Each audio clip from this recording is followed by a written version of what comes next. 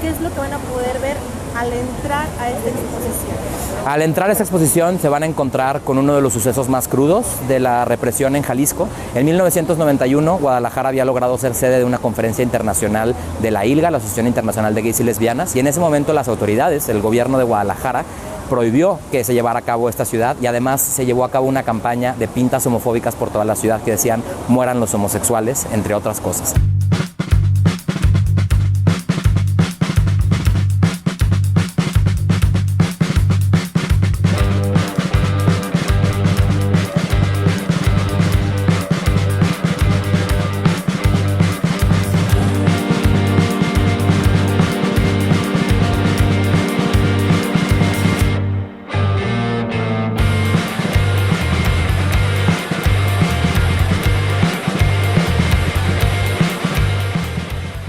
Pues las personas de la diversidad sexual hemos existido siempre, ¿no? En un montón de registros de otras civilizaciones, ¿no? O de momentos de la historia mucho más antiguos. Siempre hay alguna representación o alguna interpretación de las personas de la diversidad sexual.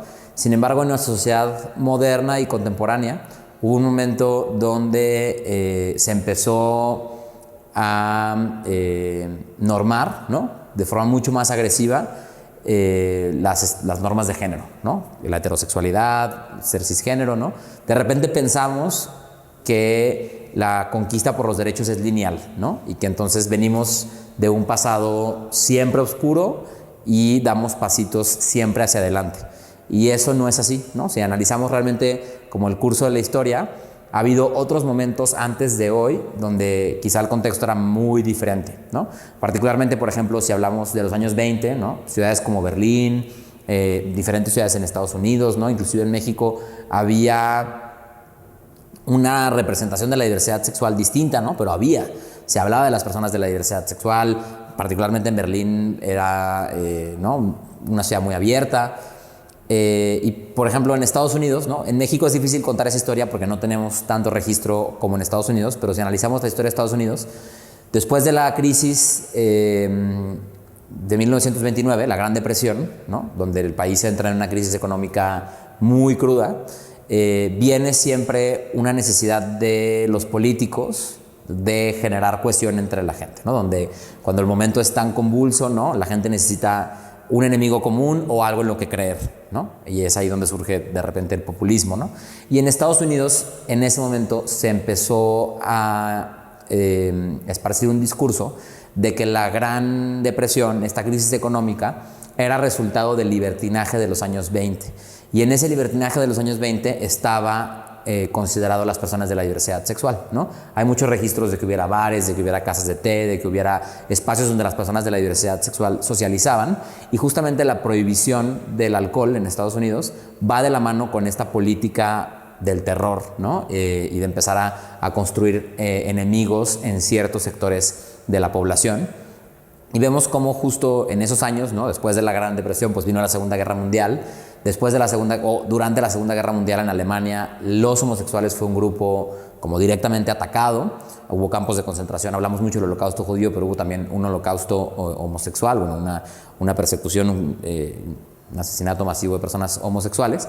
Y en Estados Unidos, por ejemplo, en los años 40, justo después de la Segunda Guerra Mundial, hubo un caso que es muy identificado donde despidieron a todas las personas que trabajaban en el servicio público de Estados Unidos que eran abiertamente homosexuales, ¿no? Durante los 30s y 40s había muchas personas en el servicio público estadounidense abiertamente homosexuales y en ese momento los despidieron, ¿no? Entonces vemos cómo los años 40, 50, 60 fueron años donde se empezó a instaurar una narrativa moralista, ¿no? de una forma correcta de ser ciudadano, ¿no? Que era muy limitante en cuanto a las libertades individuales. Y en México, pues eso tuvo muchísimo eco, ¿no? Justamente en los años 50 y 60 vemos episodios como cuando le pusieron ropa a la Diana Cazadora, ¿no? Hubo también cierre de lugares que se conocían para esparcimiento de la diversidad, ¿no? En estos años se reencrudece esta política en contra de las libertades, y entonces a partir de ahí es que surgen o empiezan a surgir los movimientos de contestación que hoy denominamos o que hoy podemos perseguir como una línea cronológica hasta el día de hoy. Jalisco, y para nosotros es muy importante que se reconozca que la lucha por los derechos de la diversidad sexual forma parte de la identidad de Jalisco y que es momento de que estas historias se cuenten y que podamos ver al pasado, ver nuestros prejuicios de frente para que eso nos pueda dar una perspectiva de futuro. Ahí están las mismas. Al acto de visibilidad, ¿no?, que vemos que surge en el 82 y que empiezan a organizarse, se encrudece la reacción del conservadurismo para tratar de evitar que Guadalajara se hiciera homosexual, ¿no?, que era lo que ellos pensaban que iba a pasar. Eso definitivamente terminó por lapidar esa primera organización, no solo porque la represión fue muy dura, sino porque apareció la pandemia de VIH. Entonces mi hija me dijo, entonces, ¿no crees que eso serviría de aliciente para la gente que piensa que no puede, por lo que sea, por orientación, por discapacidad, por ser de pueblo, por ser mujer? ¿No te parece que es como, güey, yo pude, tú puedes? Y yo, fue cuando te dije, dale. Durante los 70s en México empiezan a surgir algunas organizaciones como Grupo Lambda, como Grupo Oikaibet, como el FAR, el Frente de Acción Homosexual Revolucionaria. Y estas organizaciones en los 70s empiezan a buscar incidir con los partidos de izquierda, ¿no? Entonces en 1978 hay como esta irrupción de las personas de la diversidad sexual en dos eventos que eran muy importantes para la izquierda mexicana. Uno es el aniversario de la Revolución Cubana y el otro es justamente la conmemoración de los 10 años de la matanza de Tlatelolco. El 2 de octubre de 1978, en esa marcha conmemorativa, surge un contingente o aparece un contingente de personas que explícitamente hablaban de un alto a la represión hacia homosexuales, ¿no? Eso incide o tiene eco para que en 1982 el Partido de la Revolución de los Trabajadores, que postuló a Rosario Ibarra de Piedra a la presidencia de México como la primera mujer candidata a la presidencia de México, abra espacios en la planilla de diputados a candidatos abiertamente homosexuales. Se abren algunos espacios, entre ellos hay una candidatura acá en Guadalajara que la toma Pedro Preciado. Pedro Preciado es el fundador, junto con otras personas como Jorge Romero y Jorge Villalpando, de El GOL, el Grupo de Orgullo Homosexual de Liberación, la primera organización abiertamente homosexual tapatía. Esta organización la fundan en 1981 y en 1982 Pedro se convierte en candidato a diputado federal con el Partido de la Revolución de los Trabajadores y él lo cuenta como una decisión que tomaron, no porque en ese momento necesariamente pensaran en un activismo electoral o pensara que efectivamente iba a ser diputado, sino porque ser candidato le daba una protección, ¿no? La protección, las garantías que se habían instaurado en México a partir de la ley Lope, la ley de procesos electorales que se aprobó en el 78, daba de alguna forma fuero o protección a las personas candidatas para garantizar la imparcialidad en las contiendas electorales. Y entonces ellos vieron en esa oportunidad una tregua con la policía para poder hablar de la homosexualidad en el espacio público. Pero es una cosa que no me sorprende, ¿no? Sabemos en México cómo se violan los derechos humanos, los derechos constitucionales, los derechos civiles. Tenemos toda una tradición de violación de los derechos de los ciudadanos, ¿no? Y esta es una muestra más del recalcitrante machismo que existe en nuestro país, del atraso cultural, político y legislativo que existe y que se hace expresión en forma máxima en el estado de Jalisco. Claro que sí, mi nombre es María Dolores López Jara, me gusta que me digan Lolis, soy diputada local por el Distrito 17 de Jalisco. Cuéntanos un poquito tu trayectoria, ¿qué te llevó a ser diputada? Bueno, primeramente, siempre me ha gustado la política, desde pequeña. Siempre participé en política en la escuela. Fui muy inquieta en este sentido. Empiezo ya de manera formal en el 2007 como la primera titular del Instituto Municipal de las Mujeres en Jocotepec, mi municipio. Estuve 2 administraciones en este cargo. Después justamente me profesionalicé en el tema de género y fungí como asesora externa de varios municipios justamente para la creación de este tipo de instancias, así como toda su reglamentación, nuevamente, pero sin dejar pues la parte política, actora política. En el 2015 nuevamente participo dentro de de una campaña, repito como titular de la instancia ya del Instituto para la Igualdad Sustantiva. ¿Y cómo has enfrentado o qué ha significado para ti vencer todas esas barreras, ¿no? Ya lo mencionaba, soy mujer, soy de pueblo, soy lesbiana y soy diputada. En tu trayectoria política, ¿qué significan esas barreras para una mujer lesbiana que hace política? Todas. Pero creo que hay algo indispensable de mencionar, que es justamente el trabajo. El trabajo, la convicción y la visión. Yo siempre, y poco hablo de mi vida personal, aunque no la oculto, pero nunca he salido pues con una bandera que no sea las políticas públicas encaminadas al beneficio de las personas. Siempre mi objetivo ha sido la humanización de la política, el cuidado en el quehacer público y la garantía y protección de los derechos, especialmente de las mujeres y niñas. Entonces, más allá de mi postura personal o de vida, que también quiero ser congruente, sí he tomado pues ciertas banderas con las que no me he movido y ese ha sido como mi motor. Uno de los primeros espacios donde las personas de la diversidad sexual se empezaron a hacer visibles fue justamente el Parque Revolución, el Parque Rojo, como lo conocemos hoy, y ahí la policía de forma constante hacía redadas, detenía a las personas, ¿no? A lo largo de la Avenida Juárez pues, había pues, un acoso policial y social hacia las personas de la diversidad sexual, y entonces con esta candidatura ellos buscaban pues, hacerse visibles para exigir un alto a la represión, ¿no?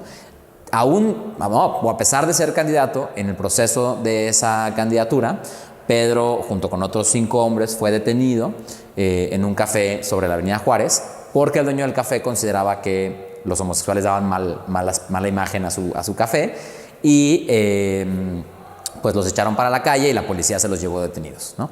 Ese suceso detonó que se animaran a convocar a una primera marcha, el 8 de mayo de 1982, en la que 120 personas aproximadamente marcharon del Parque Revolución a la Plaza Universidad, lo que se conocía como Plaza de las Sombrillas, haciendo justamente este reclamo público de un alto a la represión, ¿no? Las principales consignas que había en esta marcha pues eran los homosexuales y lesbianas ni enfermos ni criminales, alto a la represión, libertad sexual, el Parque Revolución es nuestro y lo vamos a recuperar, ¿no? Porque en ese momento el contexto era este enfrentamiento con las autoridades para poder tener un espacio en la ciudad en el que poder ser visibles, poder estar en paz, poderte sentar con tu pareja pues a ver la tarde, ¿no? Cosas que todos hacemos de forma cotidiana, y ahí es donde nosotros podemos considerar que surge la visibilidad como estrategia política del movimiento de la diversidad sexual.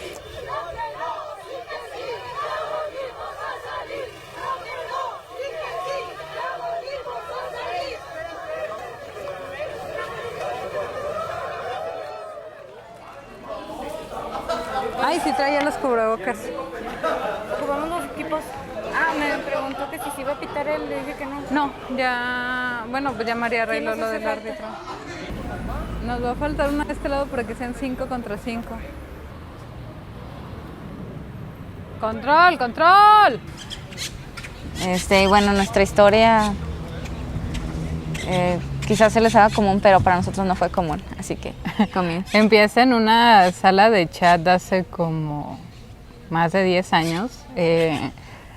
Ahora sí que andábamos lo típico, buscando un ligue o ver qué amistades conocíamos.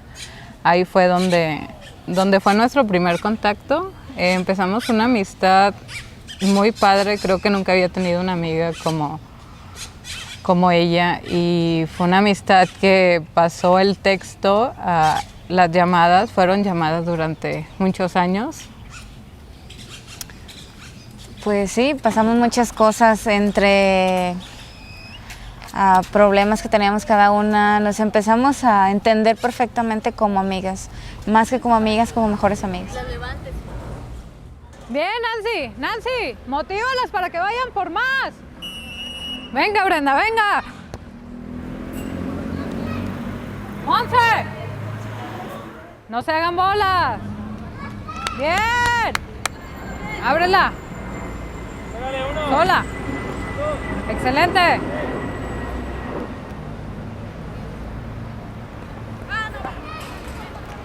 La ILGA es la Asociación Internacional de Gays y Lesbianas y organiza anualmente un congreso hasta la fecha, que es uno de los espacios más importantes de reflexión a nivel internacional sobre los derechos de la población de la diversidad sexual. Y en 1991, por primera vez, se iba a dar esta conferencia fuera de un país anglosajón, ¿no? Por primera vez en América Latina. Esa conferencia iba a suceder aquí en Guadalajara. Sin embargo, las autoridades, el entonces alcalde Gabriel Covarrubias, la Asociación de Hoteleros y Restauranteros, los poderes fácticos de la ciudad, hicieron una campaña de odio y de intimidación para evitar que este congreso sucediera en la ciudad, ¿no? Hubo pintas a lo largo de toda la ciudad, pintas homofóbicas, hubo una manifestación homofóbica en junio del 91 enfrente de la catedral. Al final el alcalde terminó amenazando con que iba a detener a todas las personas que vinieran a ese congreso. No encontraron un solo hotel que les rentara salones para hacer las conferencias porque todos estaban amenazados por el ayuntamiento de que se les iba a retirar la licencia si lo hacían, y entonces no hubo condiciones para que el congreso pasara en la ciudad. El Congreso tuvo que terminar sucediendo en Acapulco por una intervención de la Comisión Nacional de Derechos Humanos, y ese pues es quizá uno de los sucesos de represión pública más crudos y más documentados que tenemos en la historia de Guadalajara.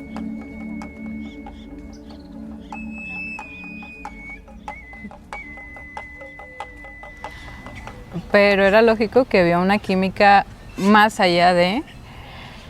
básicamente cuando ella me contaba de sus parejas, yo como que me enojaba y le decía que mejor luego le marcaba o luego hablábamos. Yo creo que ella como que yo todavía no le gustaba, pero estaba en el intento de... pasaron realmente muchos años hasta que decidimos conocernos. No vivíamos tan lejos, vivíamos como a 2 horas y media. Yo vivía en Guadalajara y ella vivía en un municipio que se llama San Miguel el Alto.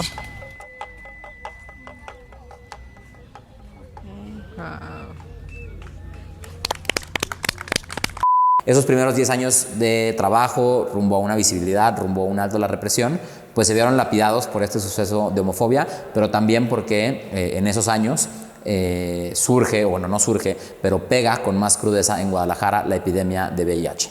Y es hasta el 2000 que se toma nuevamente la estrategia de ocupar las calles para exigir derechos, y ahí en esta, por así decirlo, tercer momento de la colectividad por los derechos de la diversidad sexual, es que empieza a tomar fuerza la idea de exigir derechos concretos y conquistarlos a través de una lucha hacia el poder legislativo.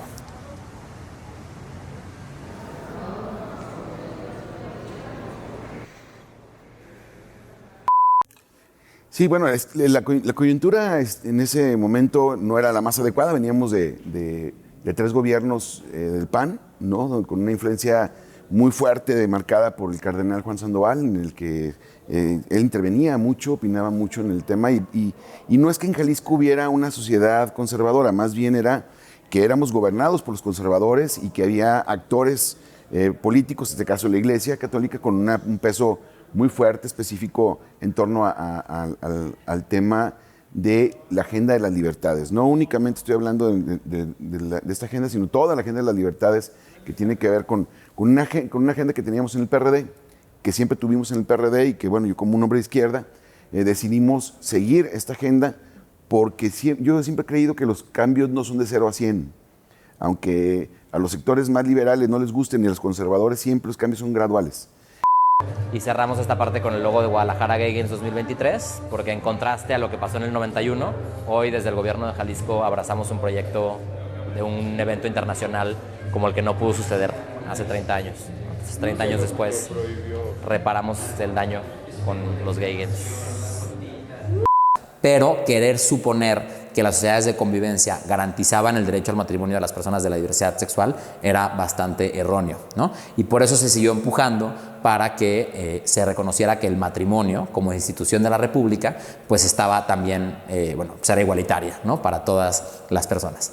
Es bien interesante entender, saliéndonos un poco de esta línea temporal, el matrimonio, vamos a hablar de las leyes de reforma, ¿no? Sabemos que México fue conquistado por el Imperio Español.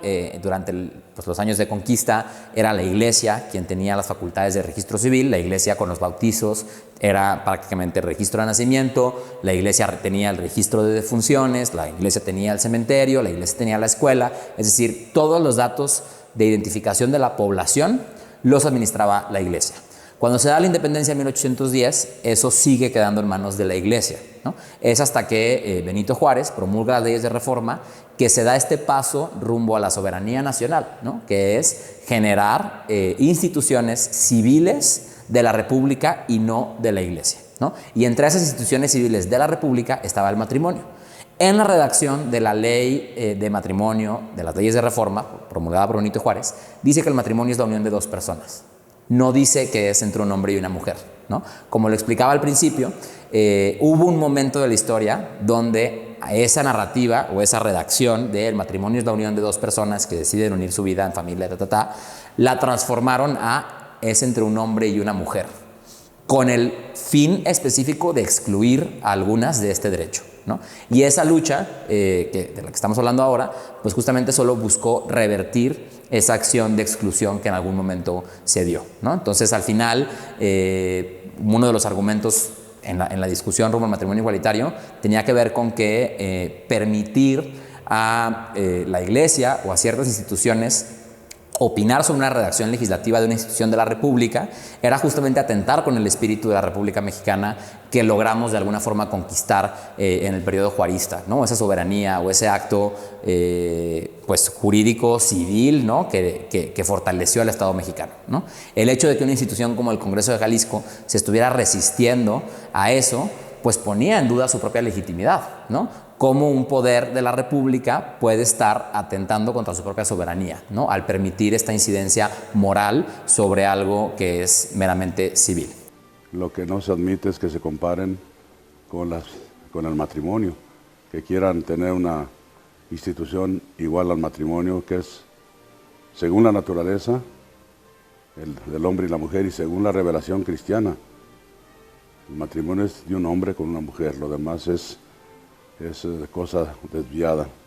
En un momento determinado decidimos conocernos en persona y ver quién era esa amiga con la que siempre habíamos compartido muchas cosas. Platicamos un día antes por teléfono y pues decidimos vernos al día siguiente.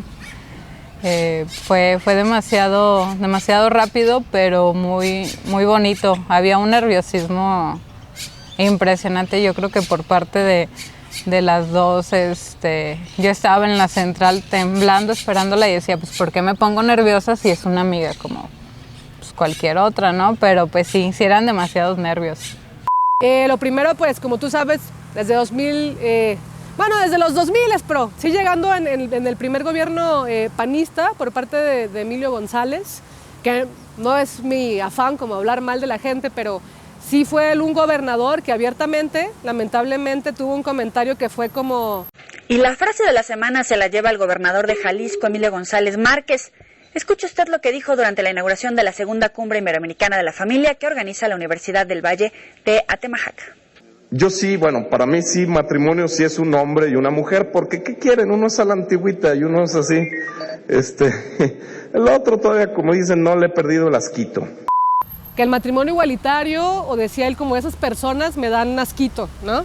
Y creo que en los 2000 alguien así, ¿no? Que representara, más bien en 2006, perdón, hablando de 2012, que alguien llegara como a un gobierno del Estado, que se expresara de esa manera, pues terminó poniendo pues muy mal tanto a la sociedad jalisciense, como también el pensar que se puede generalizar de esa manera, como el sentir o la forma de ser de una población en general, ¿no? Aunque a los sectores más liberales no les gusten, y a los conservadores siempre los cambios son graduales.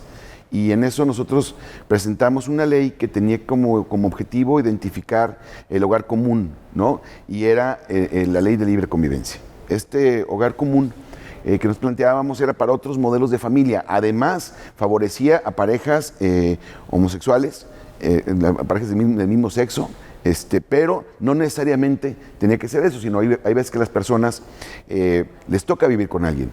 Hay veces que tú decides con quién vivir y ese debe ser un derecho garantizado siempre por las leyes, pero sin embargo hay personas que les toca vivir con alguien y no pueden otorgarse y recibir derechos, a pesar de que tengan la condición de vivir con esas personas y no tener una relación consanguínea o, en este caso, el matrimonio, pues al final de cuentas seguimos teniendo leyes injustas. Entonces la libre convivencia viene a darle otro giro al asunto de la discusión que se tenía que dar en Jalisco. La libre convivencia era discutida en los cafés, en las comidas, en las sobremesas familiares, en las misas, ¿no? En las iglesias se discutía, criticaban mucho al diputado que lo presentó en ese tiempo, que claro que era yo, y eso llevó a que se pudiera dar una discusión, primero así, o sea, a la ligera, sin mucho conocimiento, pero luego esto abonó a que la gente empezara a conocer. En 2009 se da ya por fin, se reconoce en el Distrito Federal el matrimonio como un derecho para todas las personas, incluidas las personas de la diversidad sexual. Y es bien interesante que en 2010 diferentes poderes del país promueven una acción de inconstitucionalidad contra esta reforma, entre ellos el gobernador de Jalisco. El gobernador de Jalisco en ese momento, Emilio González Márquez, promovió una acción de inconstitucionalidad argumentando que el matrimonio igualitario era inconstitucional, ¿no? Al final la Suprema Corte de Justicia resolvió que el matrimonio igualitario, que la reforma para el matrimonio igualitario de la Ciudad de México era constitucional, y eso abrió un nuevo paradigma jurídico en el que la Corte, ¿no?, el supremo órgano de control constitucional, declaraba este derecho como un derecho constitucional. Y entonces, por ende, era posible argumentar o exigir ese derecho desde otros estados. Ahí empieza todo un trabajo de incidencia jurídica en todo el país, donde personas empiezan a promover amparos para decir, la Corte ya reconoció que este es un derecho constitucional, ¿por qué aquí en mi registro civil no me quieren casar?, ¿no? Esa lucha por los amparos en Jalisco tuvo eco en 2013, cuando se aprobó el primer amparo en el que Marta y Zaira lograron casarse, siendo la primera pareja homosexual en casarse. Los conservadores cometían un error muy fuerte, ¿no? Y salían a decir, es que una madre soltera con sus hijos no son familia, cuando 25% de los hogares de Jalisco ya eran encabezados por una mujer sola. Entonces ahí empezábamos a tener mucho más aceptación. Dos factores que yo creo que nos ayudaron mucho en ese tiempo: la ley de libre convivencia, que se aprobó el 31 de octubre de 2013, después de una discusión de como 9 meses, a partir de que ocurre el cambio del gobernador. O sea, llega Aristóteles Sandoval totalmente con una política liberal, aunque no entendía muy bien la iniciativa al principio, siempre me dio la posibilidad de platicársela en 3 minutos, y bueno, con una visión liberal salió adelante la posibilidad, porque aquí se ganan, en el Congreso se ganan con votos. No se trata de que tengas la razón o no. A veces los que no tienen la razón ganan más en algunas cuestiones de la discusión parlamentaria. Ese fue un factor, el cambio de gobernador. Y el otro fue el cambio de cardenal. Es otra cosa el cardenal Robles.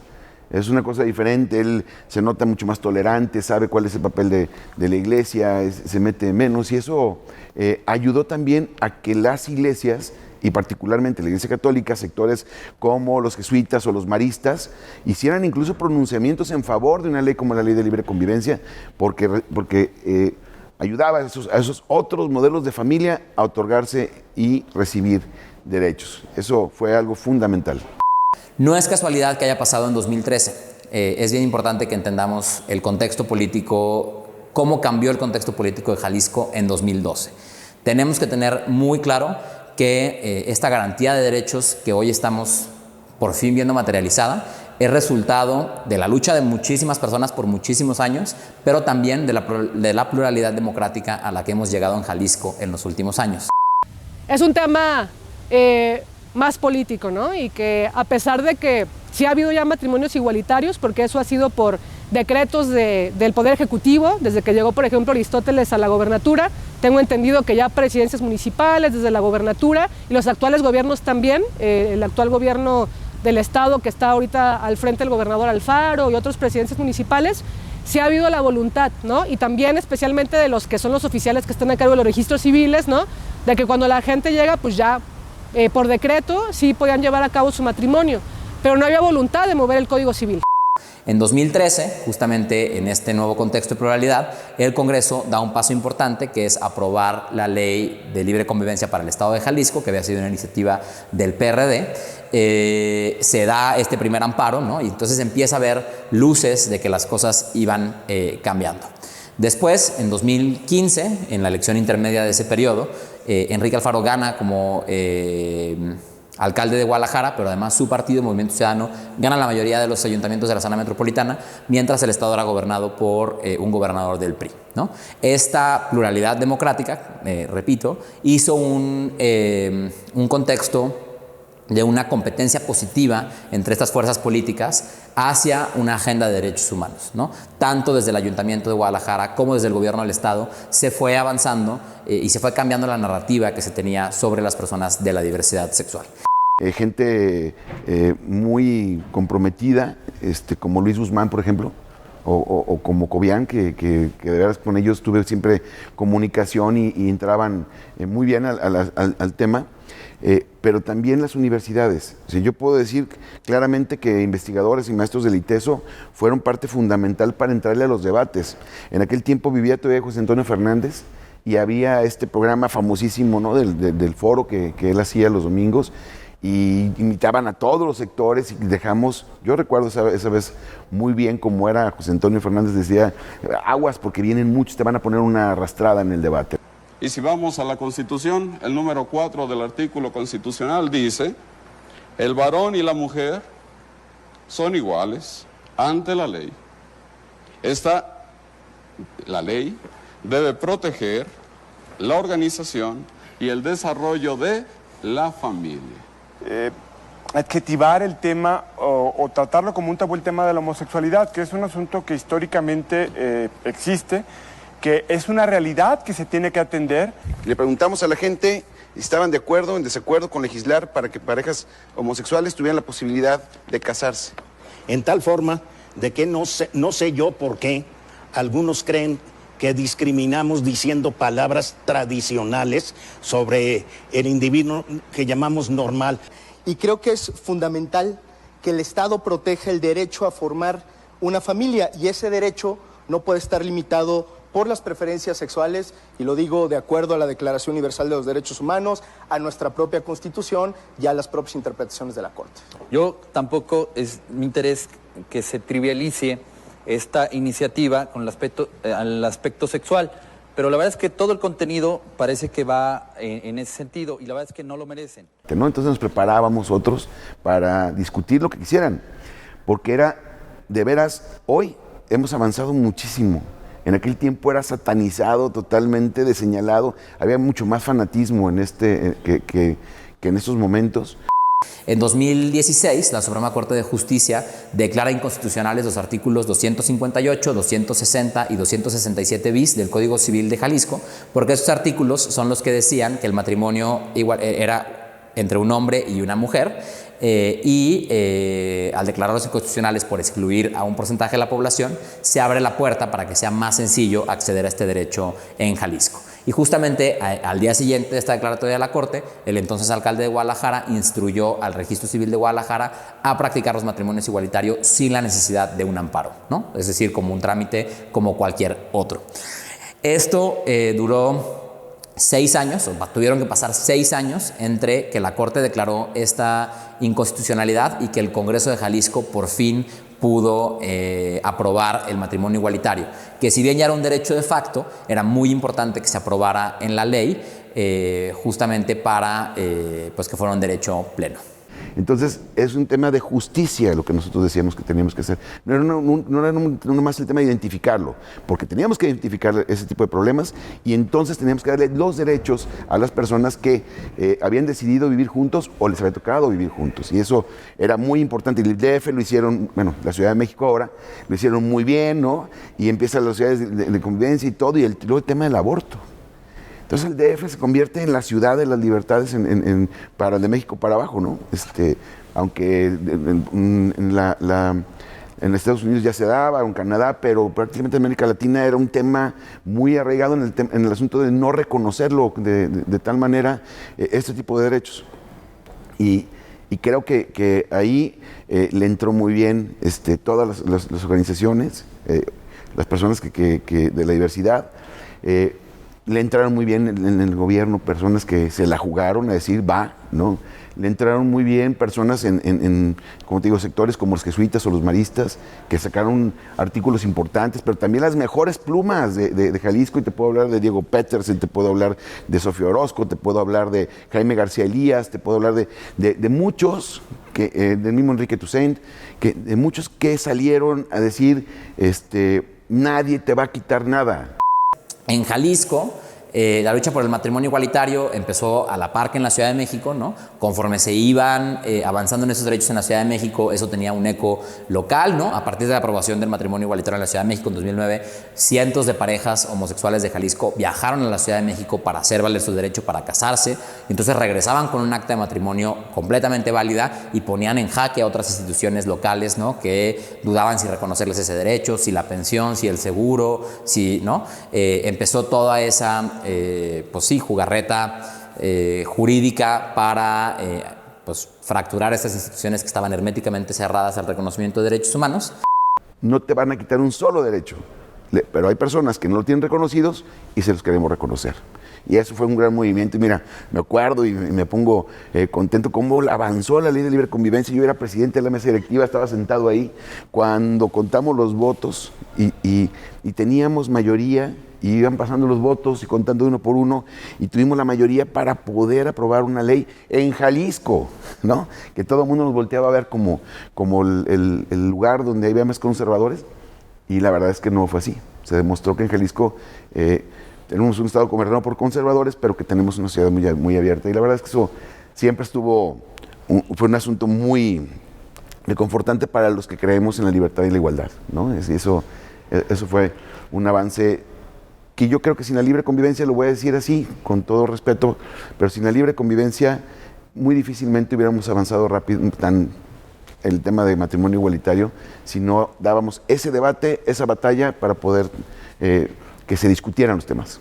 Entonces, que el Congreso diera este paso político de reconocer que no somos ciudadanos de segunda, que merecemos los mismos derechos, no solo beneficia a aquellas parejas que necesitan la seguridad jurídica que brinda el matrimonio, sino beneficia a la sociedad en general, porque manda un mensaje de libertad y de inclusión y de dignidad que protege a veces a las más pequeñas contra riesgos a la salud mental. Por eso y por muchas otras cosas era que nosotros presionábamos. Y digo nosotros desde la Dirección de Diversidad Sexual, pero también las personas de la diversidad sexual, las organizaciones, el activismo, ¿no? Para que el Congreso diera ese paso que se nos había negado por muchísimo tiempo. Se presentaron muchísimas iniciativas a lo largo de todas las legislaturas para aprobar el matrimonio igualitario, pero nunca se había logrado que esa iniciativa trascendiera las comisiones. Y eso fue lo que fue muy interesante que sucedió en abril del 2022. Y claro que reconocerle a Aristóteles que salga, que marche, una persona comprometida con las causas liberales, fue algo muy interesante, pero sí no era decir ya ganamos todo, no, dimos un paso muy importante, fundamental hacia la igualdad, pero nos faltaba el tema del matrimonio. En ese momento, esos actos públicos de participación en esta clase de manifestaciones marcaron la pauta para que se fuera cambiando la narrativa pública. También en 2017, Aristóteles Sandoval se convirtió en el primer gobernador del país en asistir a una marcha de la diversidad sexual, cortando el listón del Guadalajara Pride, ¿no? Entonces también 2017 fue un año en el que hubo un cambio de tuerca importante en la narrativa política que justamente generó las condiciones para que en 2022 se pudiera haber dado este paso en el Congreso de Jalisco. Sí ha habido la voluntad, ¿no? Y también especialmente de los que son los oficiales que están a cargo de los registros civiles, ¿no? De que cuando la gente llega, pues ya por decreto sí podían llevar a cabo su matrimonio, pero no había voluntad de mover el Código Civil, ¿no? Y entonces eso creo que sí es simbólico y sí es importante. Hablando un poco de las compañeras de Angels Pride, de Lid y de todas ellas, por ejemplo, nos platicaban que intentaron hacer como prueba, ir a preguntar en San Miguel el Alto si las podían llevar a cabo como su matrimonio, ¿no? Ellas como lesbianas, y que les dijeron que no, incluso les sacaron el Código Civil y les dijeron, mira, como todavía no está reformado en la ley, no te puedo casar, ¿no?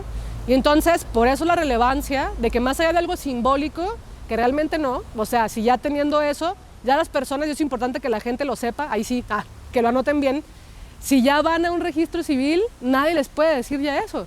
O sea, en el estado de Jalisco no. ¿Dónde? ¿Por allá? Fondo a la derecha. Gracias.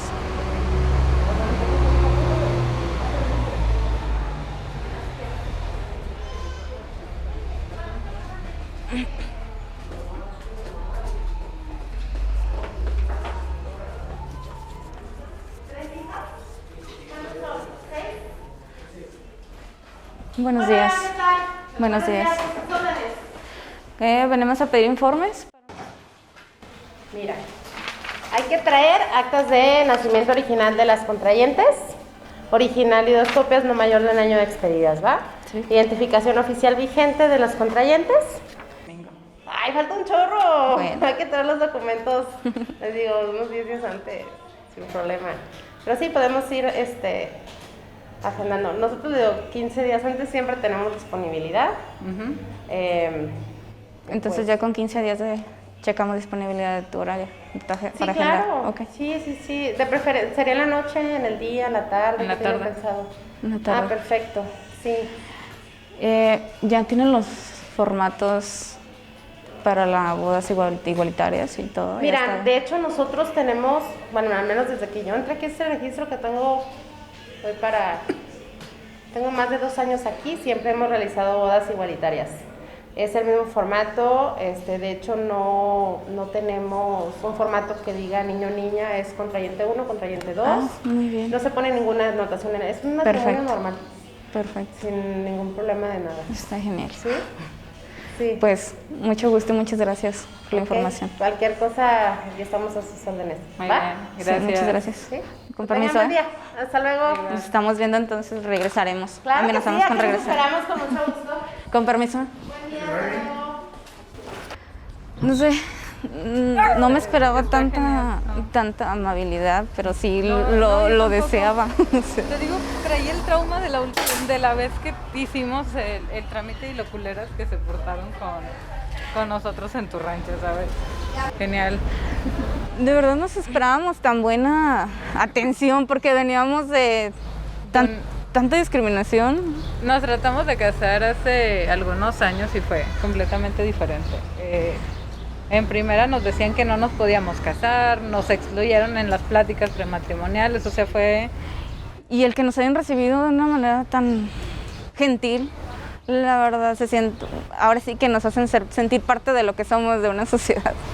Está contentas. Entré nerviosa, no te lo voy a negar. Sí, pero ella me hizo sentir también como lo que es normal, ¿no? Eso está. Nos sentimos bien, genial. ¿A dónde vamos ahorita? A ver lo de la terraza de la boda. ¿Y dónde los ponemos luego? En las bolsas, pero regresamos. Sí, los regresamos a las bolsas.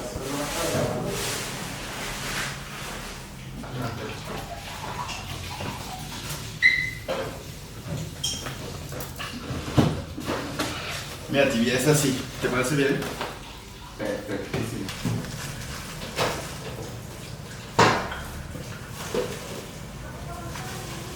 Ya no te van a pedir permiso jamás para... O sea, no es había sectores de la sociedad que piensan que les tienen que pedir permiso para que la gente viva sola, para que consuma algún tipo de droga, para que haga su vida. Y se sienten como los dueños de la verdad, ¿no? Cuando tenemos que decirles, mira, esas personas ya viven juntas, ya trabajan juntos, que generan un patrimonio, y casi siempre lo que pasaba en Jalisco y pasaba en el país y en muchos países es que la gente al hijo gay, cuando dice que es gay, lo corren de la casa. Por lo regular se va a vivir a algún lugar, es exitoso, tiene dinero, y ya cuando fallece, resulta que la persona que lo acompañó a crear todo este patrimonio no tiene derechos. Y la persona y la familia que lo rechazó, entonces sí tenía derechos sobre los bienes, cuando nunca fueron parte del crecimiento económico de la persona o su desarrollo profesional. Vamos, Brenda pues actualmente tiene un pequeño, un problema, y dentro de ese problema sí tanto su familia como autoridades en los juzgados, sí nos hemos sentido discriminadas como pareja a tal grado que a veces o ella entra sola a arreglar sus asuntos o yo voy sola a arreglar los míos, porque no sé, si siento que nos hacen el feo al momento de vernos juntas. De hecho, de los años que llevamos como pareja, yo creo que tenemos meses tomándonos de la mano en la calle por ese mismo miedo que nos da que nos lleguen a hacer algo. Nos pasó también hace como 1 año y medio, veníamos regresando de un partido y pasan unas personas ebrias y nos avientan unas latas de cerveza con cerveza, o sea, quedamos como que a medio metro de que realmente sí nos hubieran golpeado. Pero pues de ahí en más creo que... Sí, las miradas, obviamente, en el lugar donde vivimos las miradas es, no sé, no, muy discriminatorio, se siente uno muy mal el ser pareja y que las personas no entiendan que la pareja es pareja independientemente del sexo. Existe el amor, que es lo más importante. Así que sí, hemos vivido como esa experiencia.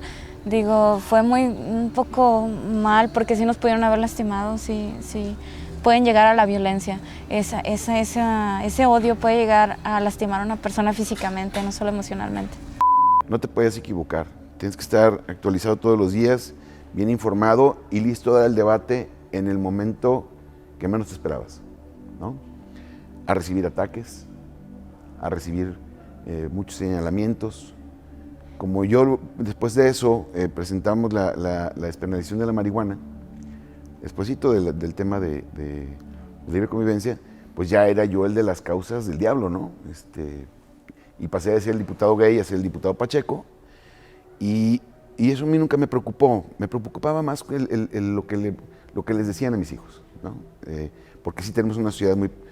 no toda la sociedad, pero unos sectores muy conservadores que persiguen, que atacan, que se meten con tu familia, que les decían a mis hijos que se sentía tener un papá gay, ¿no? Y cosas así, y que yo siempre dije, a mí no me ofenden para nada. Yo no soy gay, pero si fuera, ¿qué les importa? ¿No? Siempre lo dije así.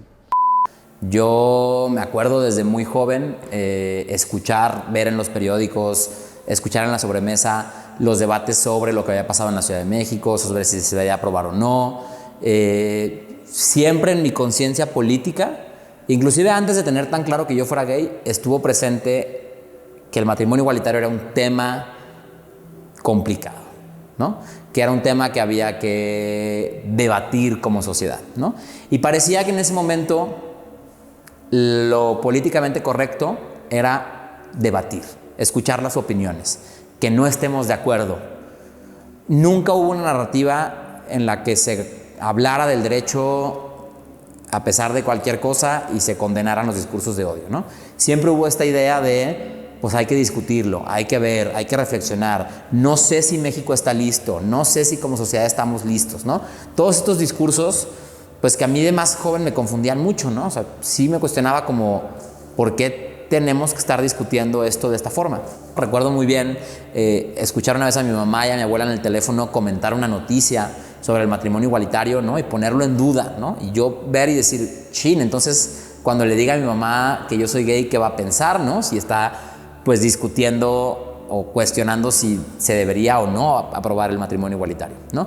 Ese es el nivel o ese es el impacto que tienen estas discusiones públicas, ¿no? No solo es algo estrictamente jurídico, ¿no? Verlo en el periódico, verlo en la portada, ver las marchas, ¿no? Ver a las personas que quieres, tíos, tías, amigos de tus papás o amigos con sus papás, ir a las marchas del Frente Nacional por la Familia y decir, bueno, pero es que esta señora es bien buena onda y cuando vamos a su casa nos trata chido, ¿no? Como, ¿por qué están ahí, no? O sea, esta forma en la que se disfraza un discurso de odio con amor, ¿no? La defensa de la familia, la defensa de los valores, ¿no? Y gente buena va a estas convocatorias, pues confundidas, ¿no? Buscando generar odio, ¿no? Y pues crecer en medio de todo eso, sin duda, a mí me costó mucho trabajo salir del closet, principalmente por eso. Pues bueno, dijimos, vamos animándonos a ya meter la agenda, ¿no? Entonces, iniciando el año, vámonos, regresando de las fiestas decembrinas, nos planteamos dos cosas. Eran las dos iniciativas, tanto de matrimonio igualitario como de provisión de terapias de conversión, reconociendo que ya había diputaciones que las habían presentado en otras legislaturas, ¿no? Que más allá de lo que sus partidos en general opinaban, como diputaciones sí se animaron a presentar esas iniciativas, ¿no? Y en ese caso hablo de la legislatura 62, Sofía García del PRI presentó matrimonio igualitario y Chava Caro, que era el coordinador de bancada de MC, presentó la de terapias de conversión, ¿no? Eso fue en la legislatura 62. Nosotras decíamos, pues también para no decir como, yo llegué y el hilo negro, pues están estas iniciativas congeladas, pues qué onda, qué pasó, ¿no? Si se supone que tenían mayoría, que lo podían empujar, que se supone que también, yo creo que la sociedad jalisciense está como con otro mood, está como más abierta a esta agenda en específico, porque, insisto, en todas las familias tenemos pues diversidad, ¿no? Y creo que es mejor abrazarla y la gente ya como que prefiere abrazar a sus hijos, a sus hijas, nietos, nietas, ¿no? En lugar de abandonarles, ¿no? Esto está fresco, ¿no? Ya se puede pisar, ¿no?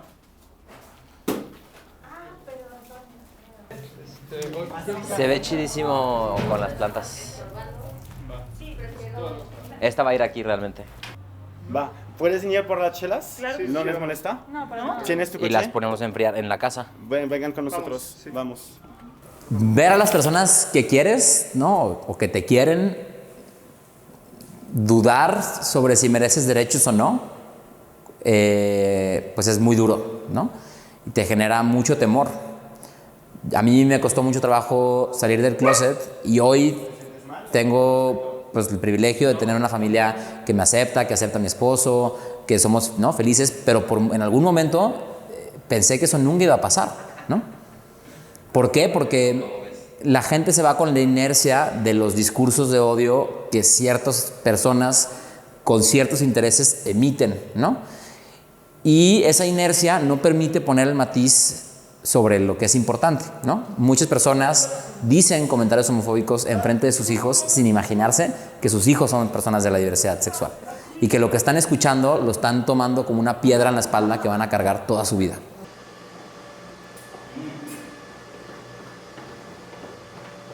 Qué emoción.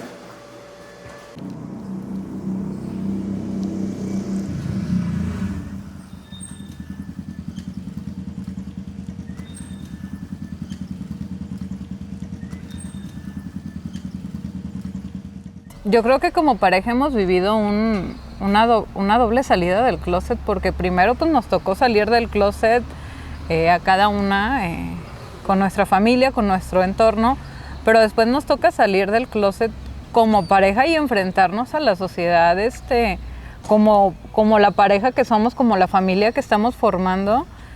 Y sí ha sido un proceso complicado que creo que no debería de serlo ni para nosotros ni para las nuevas generaciones, porque pues amor es amor, ¿no? Los que creemos en la libertad y la igualdad no es para ti nada más, es para los demás. O sea, los que somos luchadores sociales, no puedes ser un luchador social que nomás piense en lo que a ti te beneficia, como en el sector que tú estés o en el sector que tú piensas. No, tienes que buscar precisamente despersonalizar el tema para luchar por los derechos de los demás y de las demás. Eso es lo que tendríamos que estar haciendo como parte de una labor de un diputado, es identificar problemas sociales y luego proponer alternativas de solución. Al ver esta discriminación sistemática que tenía el Estado de Jalisco con las parejas homoparentales, no hay de otra más que aventarte con todas las ganas y con toda la fuerza para buscar entonces que ese reconocimiento de derechos se dé tarde que temprano. En abril del 2022 se discutió y se aprobó una reforma, una iniciativa presentada por la diputada de Futuro, Susana de la Rosa, que fue apoyada por legisladoras del Movimiento Ciudadano, por legisladoras de Hagamos, ¿no? Creo que hemos venido hablando sobre lo importante que ha sido la pluralidad democrática para los derechos humanos, y eso sin duda es importante también en el Congreso de Jalisco. Es uno de los pocos estados que tiene 2 partidos locales con representación en el Congreso, además de los otros partidos institucionales con mayor representación. El hecho de que la legislatura estuviera conformada de esta pluralidad permitió que hubiera un contexto para llevar a cabo esta discusión a un nivel que nunca había llegado. Pero además hubo un factor clave, que es la presidenta de la Comisión de Igualdad en el Congreso, que es una de las comisiones que tenía que analizar esta reforma, es una mujer lesbiana. Es una muy buena historia. Sí, porque obviamente fue muy polémico y mucho desorden.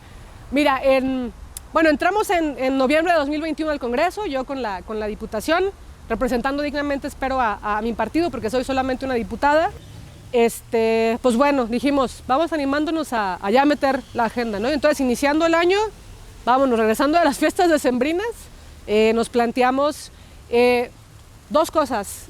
Eran las dos iniciativas, tanto de matrimonio igualitario como de provisión de terapias de conversión.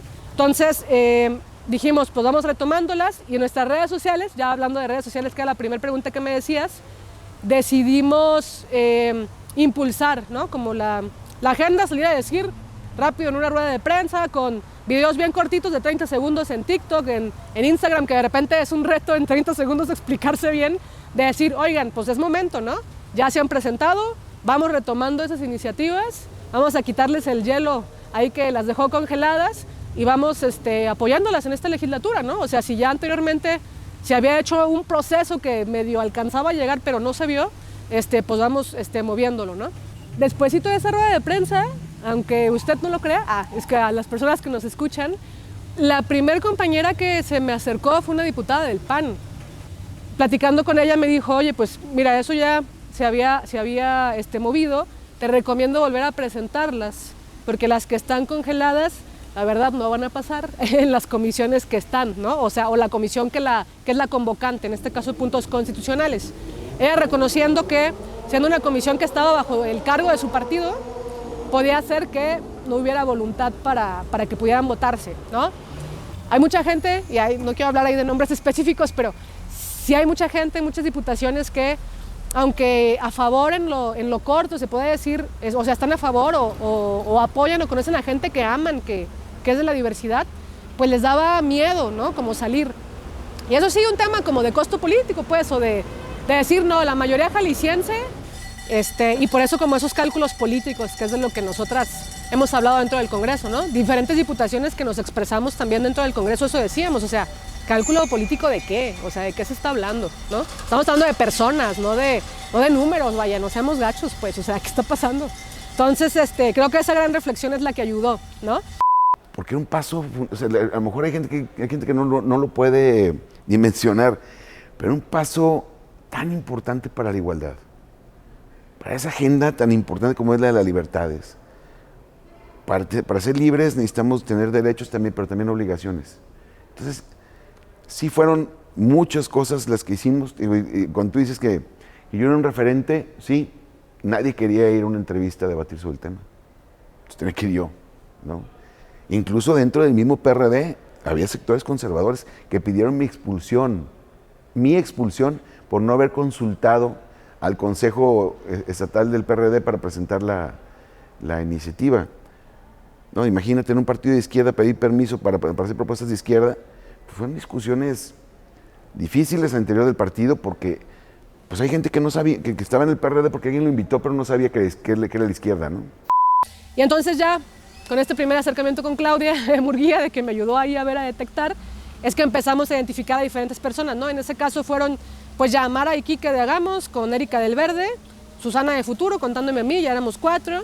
Cuando veo a Claudia dije, órale. Cuando veo que también compañeras se adhieren, diputadas, ¿no? De otras bancadas, de MC, de Morena, a la iniciativa, órale, ¿no? Como ahí está. Entonces fue empezar a conversar ahí, ¿no?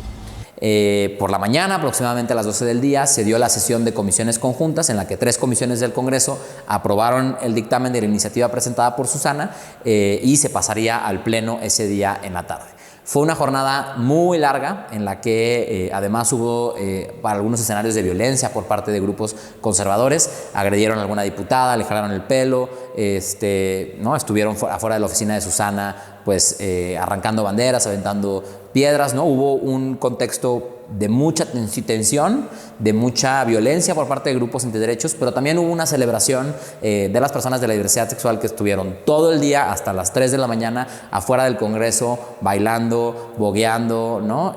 Con esta expectativa de que quizá esta vez sí era la buena.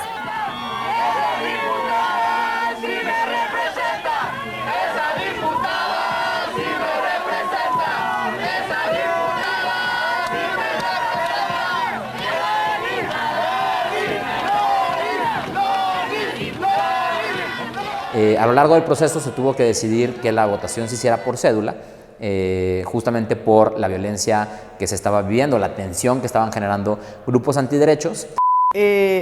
Algo que yo destaco y de hecho reconozco de estos grupos es que están organizados. Están organizados. O sea, justamente porque tienen una forma lineal de pensamiento, pues siguen una ruta, ¿no? Fue acoso. Cientos de mensajes en todas mis redes sociales, cientos de mensajes en mi correo, tanto personal como institucional, a mi teléfono, mensajes, pero con una narrativa, o sea, violatoria a cualquier persona, cualquier dignidad de, oye, ve por la familia. Estoy viendo por las familias. No nos traiciones. ¿A quién estoy traicionando? ¿A los derechos de las personas? Incluso hubo quien me dijera, no apoyes a esos deformados sexuales. Lloré por los rincones porque removí una serie de vivencias personales anteriores y dije, ay, yo creí que ya había pasado esto. Estos juicios, estas formas de hegemonía, de discriminación, de invisibilización. Yo quería que llegaran conmigo, platicar, conversar, debatir. No, daban nombres falsos para pasarse, iban con este tipo de amedrentamientos y amenazas de ya no vamos a votar por ti y voy a convencer a toda la gente que estuvo contigo que estás apoyando la destrucción de la familia. Se brincaron grupos anti-derechos humanos, las bardas, arrancaron mi bandera, se quedaron allá afuera rezándonos 30 minutos, o sea, yo me quedé como, aventaron cosas a la ventana también. Y a ver, yo no estoy en contra de rezar y de las religiones, o sea, pues cada quien, no hay ningún problema, pero tipo como si tuvieran que ir a sacar ahí el demonio, o yo no, o sea, la verdad no, me quedé, pues, ¿qué onda? Pero hay que contar el momento chistoso, insisto. El momento chistoso, ok. Mientras pasaba todo esto, hubo una situación que nos estuvo interrumpiendo y era que pasaban señoras católicas rezando el rosario y era así como que... Cuando yo intentaba sacar el anillo, porque era sorpresa, se supone, es cuando pasaban estas señoras rezando el rosario y yo decía como que no está acoplado bien a mi escenario, como que no lo tenía planeado, a ver. Y entonces lo volví a meter el anillo. Ok. Y ya cuando estaba preparando otra vez todo, volvían a pasar de regreso. Así fue como 3 veces, hasta que ya definitivamente ya no pasaron y me dejaron, ahora sí, sorprenderla con el anillo. Y fue cuando ya me dijo que sí. Y era de verdad caótico ver a compañeras y compañeros que realmente se compraban esa historia, ¿no? Entonces, llegaba y las veía paniqueadas o paniqueados de, es que vinieron y me dijeron y me amenazaron y yo, o sea, deja, o sea, esto es la política, así se manejan las redes de poder, pero que no te afecte. Entonces, sí fue fuerte, en lo personal me afectó bastante, tuve que hablarle a mi familia para que viniera a hacer un poquito de contención porque para mí era muy complejo, sobre todo ver ¿por qué alguien que habla de amor, que habla de familia, que habla de puras cosas bonitas, amenaza, discrimina y violenta a quienes no piensan así o a quienes no viven así, pero que también viven honrada, decente y dignamente? No entendía eso, era como, qué decepción, ¿por qué unos tienen que ser más humanos o más valiosos o más valiosas? Entonces creo que por ahí fue muy fuerte para mí eso. Ese día que llegamos temprano para que la Comisión de Igualdad, la Comisión de Estudios Legislativos y la Comisión de Puntos Constitucionales se reuniera, la neta me tocó hacer una chamba bien pesada también para que mis compañeras diputadas no tuvieran tanto problema. Yo le eché la llamada al coordinador de Morena y oye, o sea, tú dijiste que si venía el coordinador del presidente de la Comisión de Puntos Constitucionales, que es del PAN, tú ibas a estar aquí con la presidenta de la Comisión de Estudios Legislativos, ¿no? O sea, vente y órale. O sea, a las 9 era la sesión y empezaron hasta las 11. Bueno, primero fuimos la comisión convocante. Estuvimos dictaminando. Obviamente, para poder cabildear había que descafeinar algunas cosas. ¿Por qué? Porque, pues bueno, yo estoy de acuerdo con que la negociación tiene que quedar a medias, ¿no? Y había cosas que realmente hubieran sido todavía más trascendentales, pero si nos empeñábamos en que salieran, tampoco iba a salir esto. Al final de cuentas, se convoca a la Comisión Conjunta de Puntos Constitucionales, Igualdad Sustantiva y Estudios Legislativos, que fue por donde transitó. Y había una gran resistencia. Tuve que explicarles bien de qué trataban los dictámenes a muchas diputaciones porque ese día en la madrugada, antes de que fuera lo de la votación en comisiones y pleno, salió el excardenal Íñiguez. Salió con un video, se la pasó, la verdad, diciendo mentiras, o sea, diciendo que iban a pasar cosas que no es cierto que iban a ocurrir, como con muchas dudas, ¿no? Entonces fue a hacer como mucha pedagogía o mucha explicación también en las diputaciones como de, oye, no, a ver, el día de hoy se va a votar este dictamen, te lo prometo, o sea, es un compromiso, esto es lo que va a salir. Entonces fue a moverme con todas y con todos de, esto es lo que va a pasar, por favor, o sea, hazme caso y te lo juro, no se va a votar otra cosa. Ah, bueno, está bien, ¿no?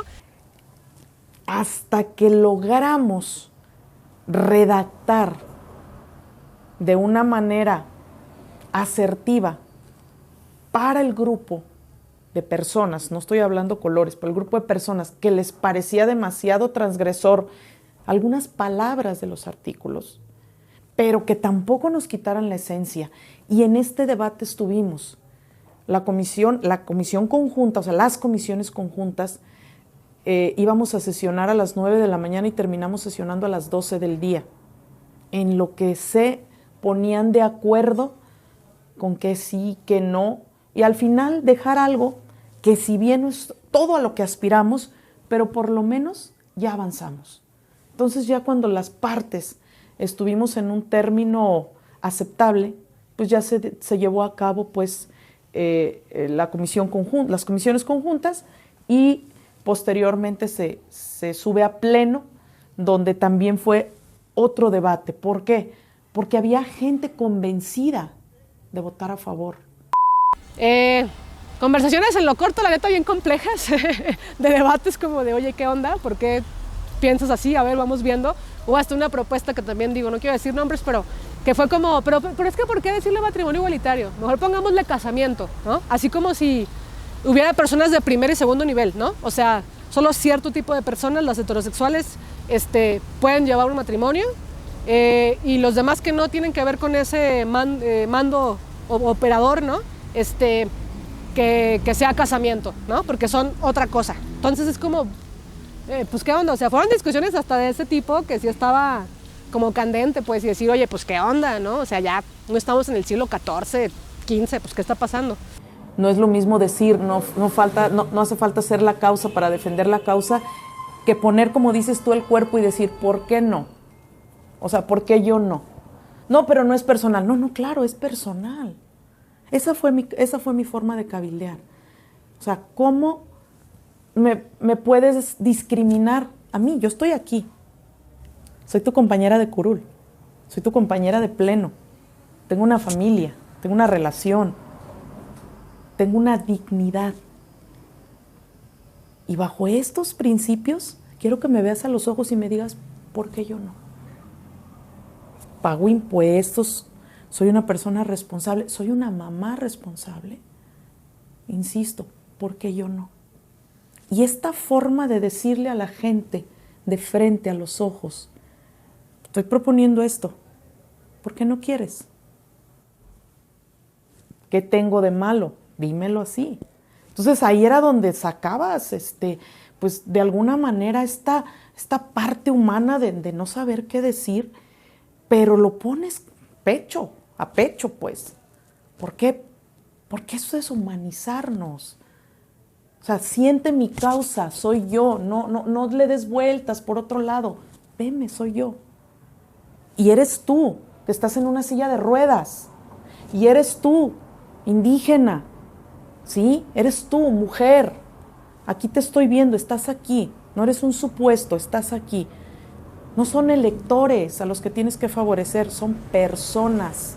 Entonces, bajo esta lógica fue como yo empecé a abordar sobre todo a la gente más renuente, que al final hubo pues quien estuviera en contra. Pero yo te puedo decir algo. Solamente observé un par de personas que lo hicieron realmente pues por una situación de también convicción, de prejuicio. Las demás fue por miedo a presiones externas. Pero ya cuando lo haces así, cuando tú encaras desde la posición de ser humano a ser humano, estuvo complejo porque no tan fácil te dominan tus prejuicios y al ver a la persona a la cara y al decir, contéstame, porque mi familia debe de valer menos que la tuya. ¿En qué parte de lo que sea, de la ley, de la religión, de la ética, te basas? Pues lamentablemente sí hubo bancadas como de, pues mira, si no va por voto por cédula, que en ese caso fue lo que me pidió el coordinador de Movimiento Ciudadano, pues la neta no te vamos a poder dar los votos suficientes. Más bien se planteó así, ¿no? Porque había como una voluntad a lo mejor de apoyar de 16 votos, ayudar solo con 5 si era pública la votación. Estaban estos grupos atrás, decían, es que yo quiero votar a favor, pero no soporto la presión y no quiero que sepan que voté a favor. Porque si no, me van a acusar con el cura de mi colonia, de mi distrito, de mi municipio, o con el líder fulano, o con sutanito. Y en campaña me hicieron que me comprometiera a no votar esto.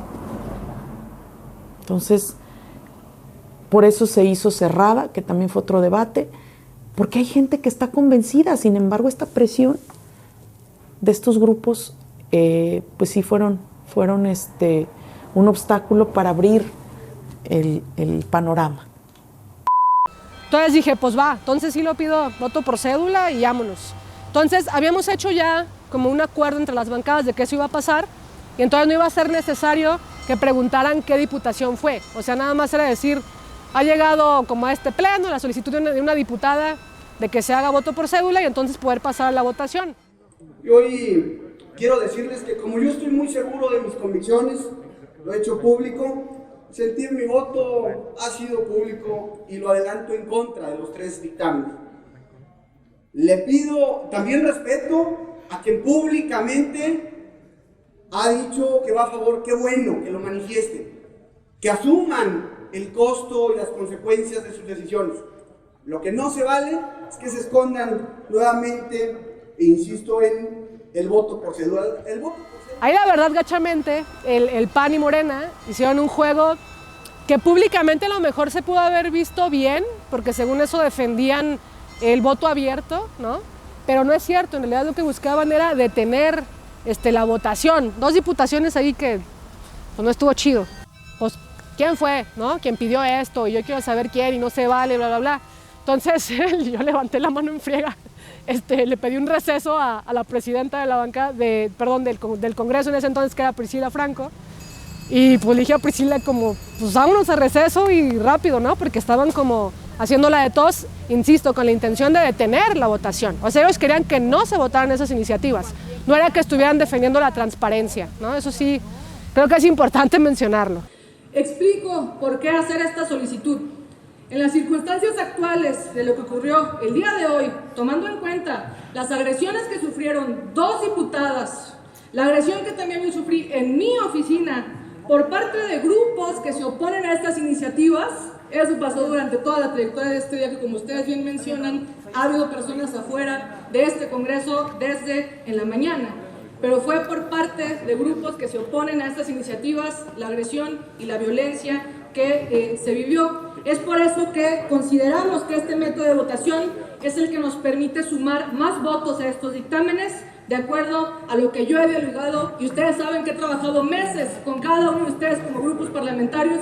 Le agradezco a diputadas en específico como Lolis, como Fabiola, como Claudia. Sé que hay varias que están apoyando también esta iniciativa para poderlo sacar adelante. Que eso es importante. Obviamente sí fue un tema de estrategia política y eso no hay que dejarlo de lado, y claro que no soy inocente, pues, ¿no? Hay negociaciones, hay acuerdos, pero todo por el tema de la causa.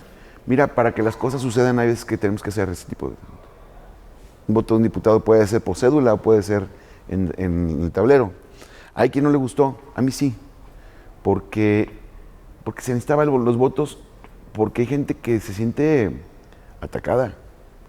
O sea, hay que evitar ese tipo de violencia. Jalisco, ya ves que nos dicen que somos bien mochos, ¿no? Somos bien mochos, pero a la par somos la capital gay a nivel nacional, ¿no? Esa fama que no sé si calificarla de buena o mala, no sé qué opiniones diversas haya sobre eso, pero o sea, tenemos esa fama a nivel nacional, pero fíjate cómo en la práctica entonces los mochos, pero también donde hay población diversa abiertamente, ¿no? Y no tienen ningún problema, eso lamentablemente también se vio dentro del Congreso. En México tenemos una narrativa de libertad muy bien construida, que se nos olvida cuando hablamos de derechos humanos contemporáneos, ¿no? Si estamos orgullosos de ser ese país libre, independiente, ¿no? Que nos enseñaron en los libros de historia, eso tendría que significar estar orgullosos de defender la libertad todos los días y de ampliar el horizonte de libertad todos los días. Frente a esos enemigos visibles e invisibles, poderosos y millonarios además, que han querido pues mantener la desigualdad porque eso les mantiene a ellos en el privilegio. Y eso pasa en este país, ¿no? O sea, hay gente que cree en la muerte de las ideologías y que eso que importa. No, precisamente la falta de ideología nos tiene tan jodidos en la política. ¿Cuál es el enemigo público de la diversidad? Yo creo que hay muchos, hay diferentes enemigos. Un enemigo muy grande y muy potente es la desinformación.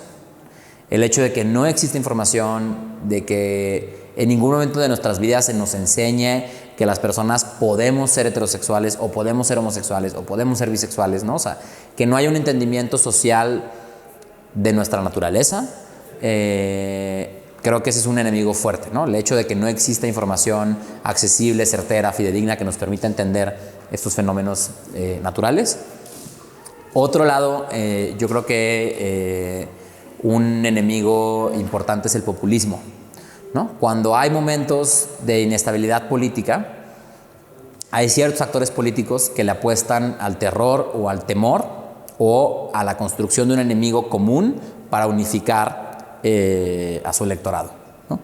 Y hay muchas personas que han tenido posturas antiderechos, han tenido posturas en contra de la diversidad sexual, no por una convicción personal, sino porque en ese momento les da una rentabilidad electoral, ¿no?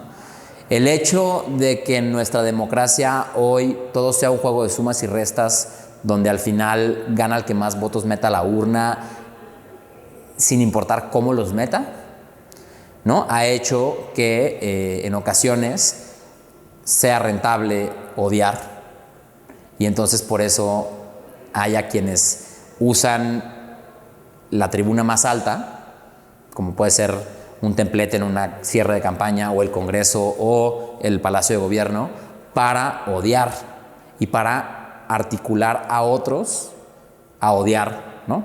A otros. Muchos le apostaron a que jamás ocurriera. Y yo creo que gracias a algunos que no la hemos jugado en el tema de libertades, y que sí creemos en que somos de izquierda y que tenemos el corazón a la izquierda y que nos peleamos y defendemos y nos informamos, pues un día vamos a ganar, todas, ¿no? Pero por lo pronto se ganó el matrimonio igualitario y yo estoy, pues, que no quepo de... Hay otras instituciones fácticas para quienes también el temor les es rentable, ¿no? Y pues algunas de esas pueden ser algunas instituciones religiosas, ¿no? Que utilizan justamente ese temor, esa amenaza, ese demonio, ese diablo, ese Satanás, ¿no? Para unificar a sus fieles, ¿no? En una ruta, ¿no? No tendríamos que ser las personas de la diversidad sexual la herramienta de unificación de otros movimientos, ¿no? O de otras instituciones, y sí lo hemos sido. Creo que la cereza del pastel fue el haberme subido a tribuna. Yo llevaba un escrito que habíamos preparado y que estando ahí sencillamente dije no. Y hablé desde todo lo que tenía. Sí, yo hablo de humanizar la política y no ver el electorado. Ver seres humanos, no de primera ni de segunda. Ver seres humanos a quien podemos llegar a convencer con lo que somos, no con nuestro discurso. No sé qué legado quieran dejar ustedes. Yo, aquí está mi hija, y nada más quiero dejarle un legado. Eso, hija, se llama congruencia. Y quiero decirles que ni mi amor, ni mi familia es menos digna que la tuya o la tuya. Somos iguales. Y voy a terminar con algo que escribiste y lo voy a leer literal. No sé de dónde es la cita, pero lo voy a leer. Así que si estoy perdiendo un pedazo de mí, tal vez no quiero el cielo. Muchas gracias. Esta participación tuvo eco a nivel nacional, pero sobre todo en mi familia. Estaba distanciada de alguien muy cercano y un día después nos encontramos. Me lo enseña y me dice, se los compartí con mucho orgullo a todos mis contactos. Me abraza, llora y me dice, discúlpame porque a veces hay cosas que no entendemos. Híjole, valió la pena todo. A favor, a favor, a favor, a favor, a favor. Es cuanto, diputada.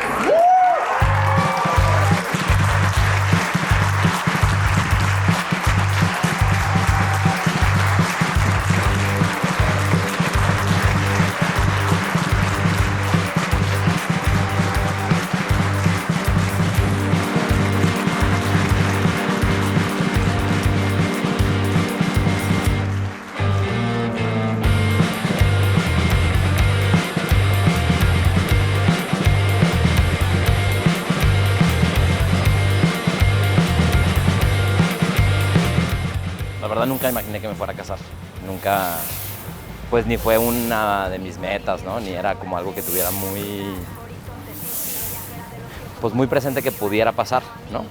Y justo, pues después de tanto tiempo de incidir para que se aprobara como tal, pues se siente bonito como poder decir, yo también puedo, y que sea sencillo hacerlo y que no sea un escándalo. Eso está chido. ¿Es para qué? Yo creo que todos estábamos de que si nos van a ayudar en este aspecto, vamos a ser felices, ¿no? Sí. Y nuestro corazón siempre estuvo boom boom hasta que se dio el resultado final y se anunció. Yo creo que lloramos y no creo que hayamos sido las únicas con esta noticia. Y yo creo que en ese momento fue donde dijimos, este es nuestro año.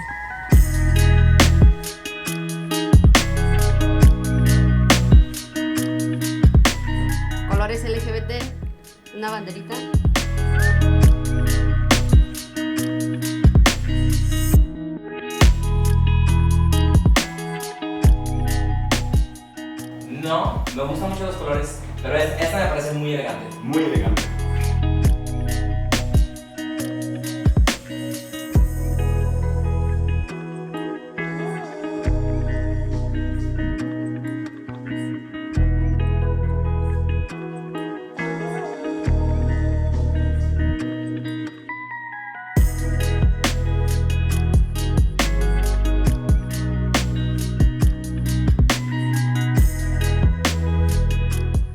al final las bodas, más allá de lo que implica jurídicamente o de la unión que hace entre personas, es también un momento de compartir con quienes queremos, ¿no? Y entonces por eso hicimos esta celebración de esta forma, ¿no? El hecho de que estuvieran aquí la familia, que poderlo compartir con ustedes. O sea, al final nuestra boda nos une a nosotros de muchas formas, pero también nos une hacia ustedes, porque ustedes son nuestra familia y para nosotros es muy importante las personas que nos rodean y agradecemos mucho que estén todas ustedes aquí y agradezco mucho, Fabián, por ese cuidado y cariño diario, ¿no? Y esa vida tan intensa que vivimos y que quiero seguir viviendo hasta el final.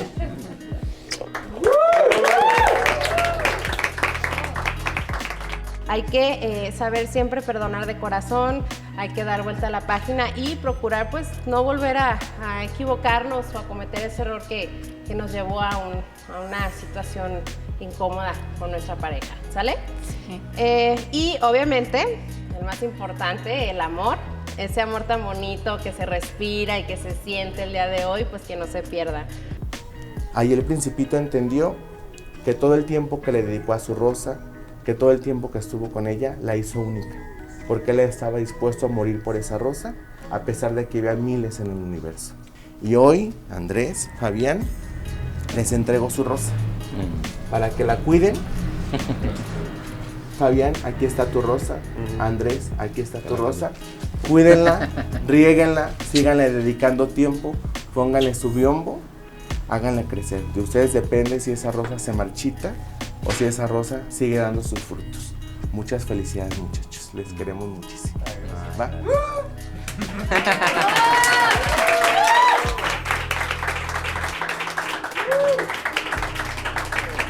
Su corazón, porque a los dos nos gusta apoyar, a los dos nos gusta ayudar a las personas vulnerables. Su idea es ayudar siempre, siempre. Su corazón no tiene límite, tanto que me soporta mi carácter fuerte, porque tengo un carácter muy fuerte. Su corazón fue el que me enamoró y yo dije, quiero que ella siempre esté conmigo, porque a lo largo de nuestro noviazgo estuvo en las buenas, en las malas y en las peores. Sí, las voy a invitar a que siempre se respeten, ¿sale? Las declaro legal y felizmente unidos en matrimonio. Muchas felicidades.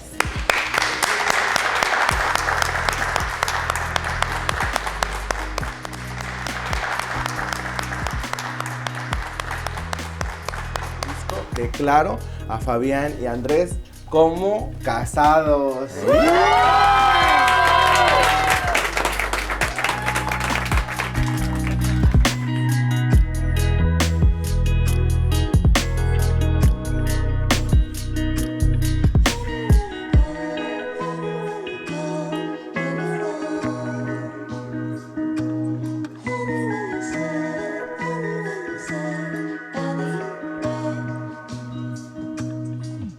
A mí sí me preocupa cómo voy a pasar yo la historia.